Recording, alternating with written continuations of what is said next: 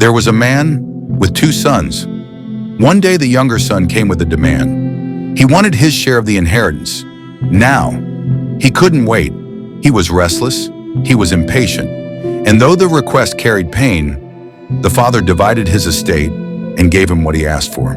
With pockets full and dreams in his eyes, the son left home. Far away in a distant land, he spent it all. Night after night, pleasure after pleasure, friends when the money was flowing, laughter when the wine was pouring. But it was all shallow, it was all empty, it was all wasted. For a moment, it felt good. But good moments don't always mean good choices. And when the money ran out, the laughter ran out too. The friends vanished. The joy turned to silence. Then came famine. And famine has a way of revealing who really stands with you. He was hungry. He was abandoned. He was forgotten. Desperate. He found work feeding pigs. But even there, he was starving. The pigs ate better than he did. And in that filth, in that hunger, in that emptiness, he came to himself. He remembered home. He remembered his father. He remembered that even the lowest servant in his father's house was living better than this. And so he said within himself, I will rise. I will return. I will go back. Not as a son, but as a servant.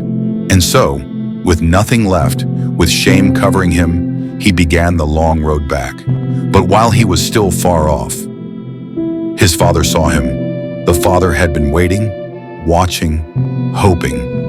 And the moment he saw that familiar figure on the horizon, he ran. Yes, he ran. Not with anger, not with judgment, but with compassion. He embraced him. He kissed him. He covered his shame with love. He called for a robe, the best robe, a ring for his finger, sandals for his feet, and a feast for the whole household. For this son of mine was dead and is alive again. He was lost, and now he is found.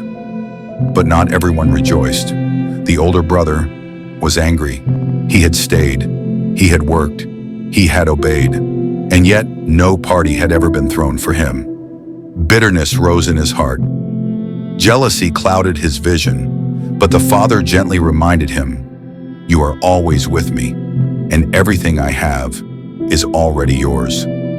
But we had to celebrate, because your brother was lost, and now he is found. And that is the heart of God.